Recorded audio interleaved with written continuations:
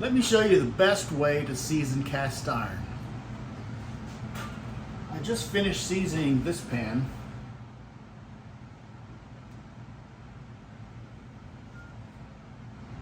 Looks pretty good, doesn't it?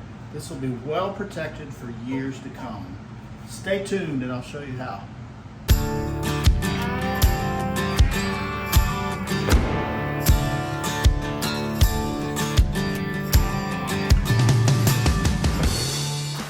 So I just finished seasoning this pan and my friend Gina said, you need to do a video on how to season pans. So I'm like, okay, here we go. The key to seasoning a pan is to do thin layers. There's a lot of myths out there on the best way to season a pan. A lot of people say, just cook some bacon in it. But bacon is full of sugars and preservatives and all that stuff.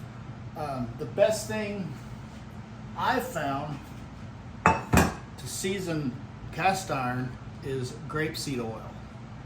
It has a high heat. It even says high heat cooking right on there. The key is to not do it too thick or you'll end up looking like this. The key is thin layers. And I actually do 6 coats, which pretty much is going to take me 6 days to do it. If you're really productive, you get up early in the morning, get started, you can do it in 3 days. What I'm going to do is I'm going to show you how to do 1 layer, and then you can just do as many layers as you want. But 6 layers turns out great. So this is my old 8-inch. I mean, this thing, I seasoned it very well years ago, and I've been cooking in this thing for a long time, camping or motorcycle camping. This is my go-to that I cook with. But I just upgraded to one of these smooth pans. The Academy has these. So I got a big pan and a little pan. This one I'll use at home. This one is going to be my new camping one. Now, I've already done 2 layers on this, but I have 4 more layers to go. The key is to not put too thick of a coat on it. It's better to put multiple very thin coats on it. I love cooking with cast iron so much more than these little thin non-stick pans. But the key to cast iron in both seasoning and cooking with them is patience. I mean, when you're cooking, you want to go low and slow because it takes a long time for it to heat up to the peak temperature and it takes a long time to cool down. So you have to cook different with a cast iron pan. You have to do the fire a little bit less than what you would with a normal non-stick pan. But after a while, you'll get the hang of it. I mean, I've actually made an omelet on a cast iron pan. And that's kind of an accomplishment because eggs are the notorious. For beginners cooking eggs, they always get stuck. They always stick. The problem is you got the heat too high. You got to do it low and slow. Remember that, low and slow. Same thing with seasoning them. It's a slow process. Even if you buy a brand new, like this came pre-seasoned, this one came pre-seasoned, but I still season the pans even though they've been pre-seasoned because the pre-season is kind of iffy. It's not as good as what I'm doing with the grapeseed oil. All right, so let's get started. Okay, first thing you want to do is you want to preheat your oven to 200 degrees.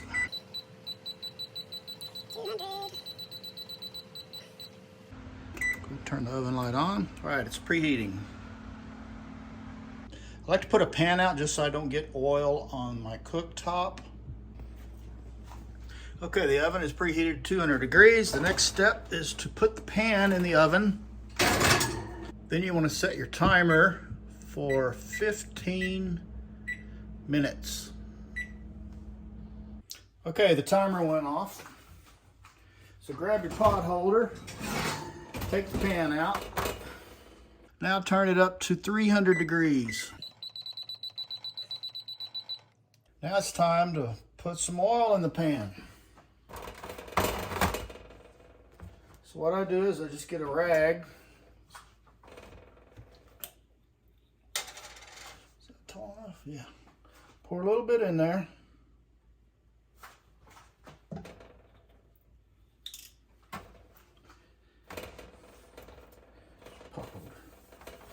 Smear it around real good. All the surface, get all the surface, all the little nooks and crannies, even the handle.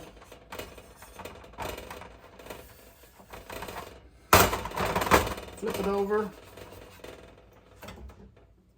little more oil.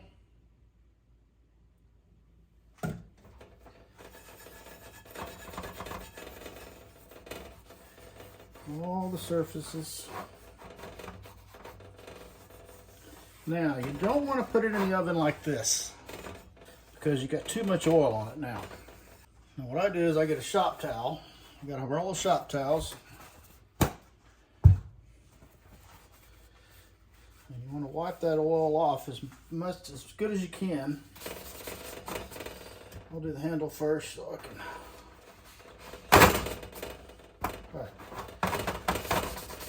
Wipe all that oil down.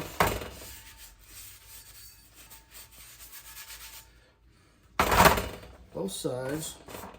If you use a regular paper towel, a lot of times they start falling apart when you're doing this. So it's best to get a shop towel because these are sturdier. And rub that oil out of there.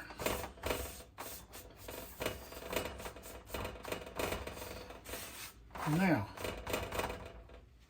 next thing I'm gonna do is put it back in the oven again. Put it in right side up. So if there's any oil that leaks down off the sides, it won't go into your oven, it'll go inside the pan. Later on, we'll turn it upside down. Set your timer for 15 minutes.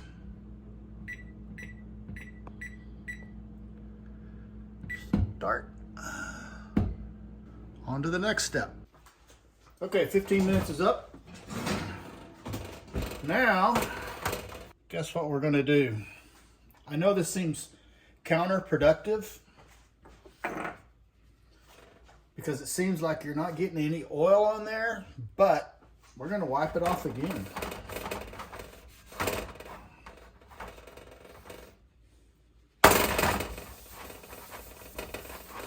Wipe more oil off of there. When I first started doing this, it was so tempting, and I actually did several times. I put lots of oil on there and stuck it in there and let it do it, because I thought, you know, the more oil, the better. The problem is you're going to get crackles and all kinds of weird stuff when you do that. Thin layers is the key. Thin layers. Now, we're going to put it back in the oven. This time, put it in upside down. Oop. And we're going to turn the heat up to 400. Now we're also going to set the timer this time for 60 minutes. We're going to do it a whole hour at 400 degrees. Okay, the pan has been in there at 400 degrees for 1 hour. So now what are we going to do? We're going to turn it up to 500 degrees. And then we're going to set the timer for another hour.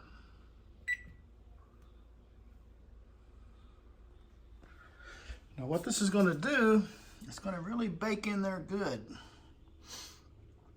Once you go through all this and you do it 6 times, it's pretty much going to be the only time you have to do it, unless you happen to cook a lot of acidy foods like spaghetti sauce and stuff, which a few times that's fine. And if you do like spaghetti sauce, the next time you do hamburger meat or something like that, I mean, it's going to be fine. But if you're going to do like 10 times in a row with just tomatoes, spaghetti sauce, you might want to go do this process a couple of times just to give it a little extra seasoning.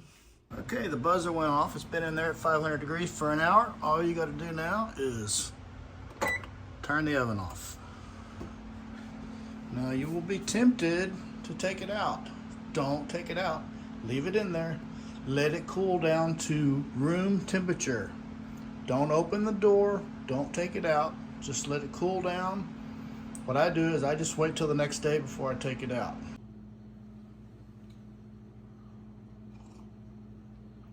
Good morning. It is the next day. The cast iron has been in the oven since yesterday afternoon. Let's get it out. So, there it is. This is 3 coats, so it's halfway there. 3 more coats and I'll have my 6 coats on it. And it's already nice and shiny. It's got a good coat of seasoning on it. If you haven't started cooking with cast iron, get you a pan, try it out. Don't make your fire as high as you usually do. Turn the heat down a little bit less, low and slow.